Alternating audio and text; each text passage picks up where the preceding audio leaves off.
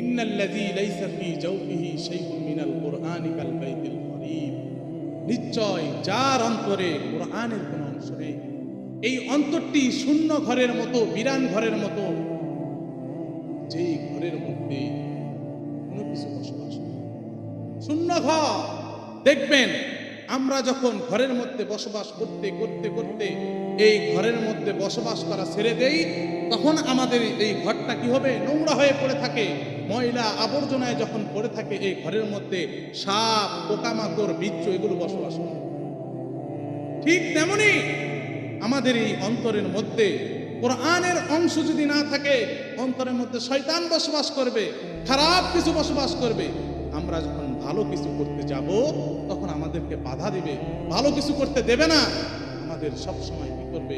খারাপ কাজগুলো, যেহেতু অন্তরের মধ্যে খারাপ কিছু বসবাস করবে, তাহলে আমাদেরকে খারাপ কিছুর দিকেই এগিয়ে নিয়ে যাবে।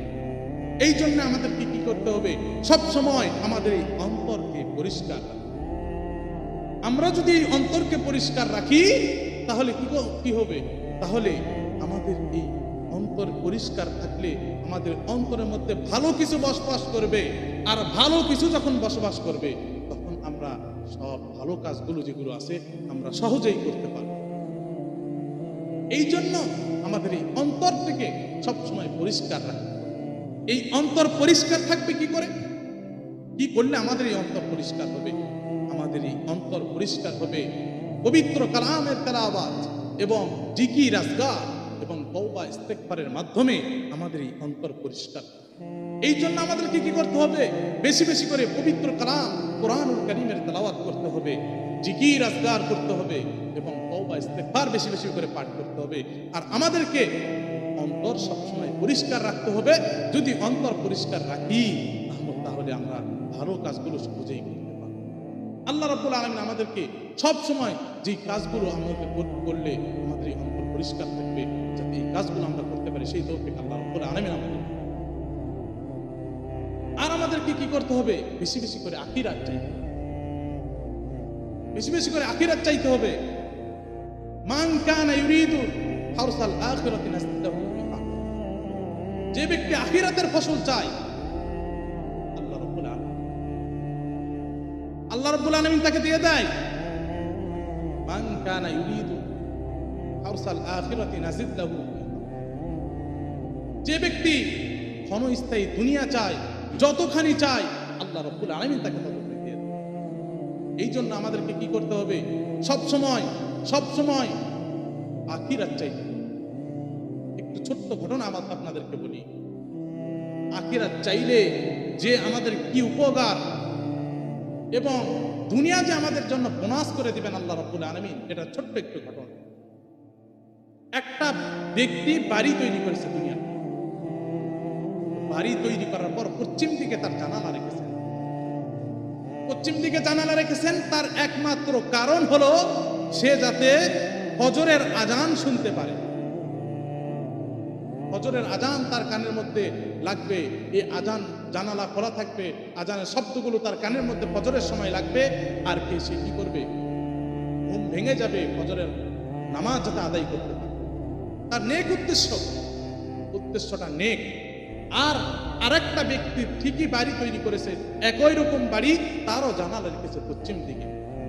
তার একমাত্র কারণ সে যাতে এই যে রাতের একটা হাওয়া আছে, সুন্দর আবহাওয়া, এই আবহাওয়া তার শরীরের মধ্যে লাগে, সে যাতে খুব সুন্দর করে আরাম আয়েশে ঘুমাইতে পারে। তার উদ্দেশ্য বদ উদ্দেশ্য। প্রথম ব্যক্তি যেই ব্যক্তি বাড়ি তৈরি করেছেন, এই ব্যক্তির উদ্দেশ্য হচ্ছে সে যাতে ফজরের আজান শুনতে পারে, ঘুম ভেঙে যায়, নামাজ আদায় করতে পারে, নেক উদ্দেশ্য। আর দ্বিতীয় নম্বর ব্যক্তি বাড়ি তৈরি করেছে বদ উদ্দেশ্য এবং বাতাস খাওয়ার উদ্দেশ্য। যেই ব্যক্তি নেক উদ্দেশ্য নিয়ে বাড়ি তৈরি করেছেন, জানালা রেখেছেন পশ্চিম দিকে, ওই ব্যক্তি আমল নামায় এই নেক উদ্দেশ্য থাকার কারণে আমল নামায় সওয়াব জমা। আর বদ উদ্দেশ্য থাকার কারণে তো তার সওয়াব হবে না, পরবর্তীতে এবং গুনাহ হবে। এই জন্য আমাদেরকে কি করতে হবে? নিয়তকে আমাদেরকে সহি করতে হবে, নেক নিয়ত থাকতে হবে। হাদিস শরীফের মধ্যে বর্ণিত আছে, ইন্নামাল আমালু বিন্নিয়াত, সমস্ত কাজই নিয়তের উপর নির্ভরশীল। আমরা যদি নিয়ত আমাদের ঠিক থাকে, উদ্দেশ্য আমাদের ঠিক থাকে, তাহলে আমরা সেই উদ্দেশ্যের উপরেই আমাদের আমলনামা সওয়াব।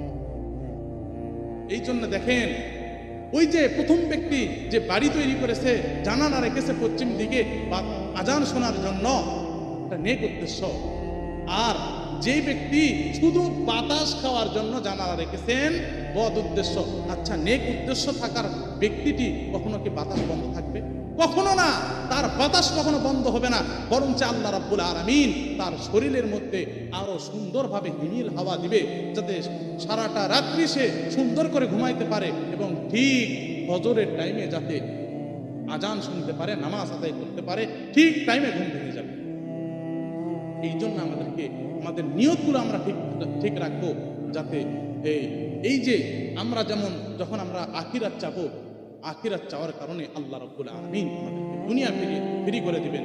যেমন যেমন বাতাস খাওয়া, যেমন আজান শোনার উদ্দেশ্যে বাতাস ফ্রি করে দিবেন আল্লাহ রাব্বুল আলামিন, ঠিক তেমনই আমরা আখিরাত চাইলে দুনিয়া আমাদেরকে আল্লাহ রাব্বুল আলামিন ফ্রি করে দিবেন। এই জন্য প্রিয় ভাই, প্রিয় বন্ধু, অবশ্যই আমরা বেশি বেশি করে দুনিয়া চাবো, আখিরাত চাবো।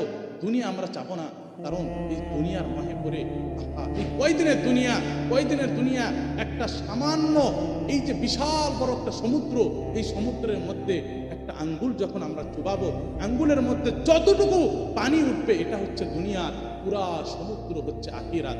দেখেন, একটা সমুদ্রের মধ্যে যখন একটা আঙ্গুল চুবানো হয়, সমুদ্র কখনো বুঝতেই পারে না যে আমার কাছ থেকে একটু পানি উঠছে। এই আঙ্গুলের মধ্যে কতটুকু পানি ওঠে? তাহলে দেখেন, এই ছোট্ট দুনিয়া, কেন আমরা এই দুনিয়ার মহে পড়ে কেন দুনিয়ার কাজে ব্যস্ত থাকবো? অবশ্যই এই দুনিয়ার কাজে, দুনিয়াতে ব্যস্ত থাকবো আমরা আখিরাতে, দুনিয়াতে ব্যস্ত থাকবো আখিরাতের জন্য, আখিরাতের কাজগুলো করার জন্য। এই জন্য এটা আমরা যদি আখিরাত চাই, তাহলে আমাদের দুনিয়াতেও শান্তি, আখিরাতেও শান্তি। এই জন্য আল্লাহ রাব্বুল আলামিন যাতে আমাদেরকে সেই আখিরাত চেয়ে দুনিয়া লাভ করা এবং আখিরাত লাভ করা তৌফিক দান করেন। আমিন। ওয়া আখির দাওয়ানা আলহামদুলিল্লাহি রাব্বিল আলামিন। আসসালামু আলাইকুম।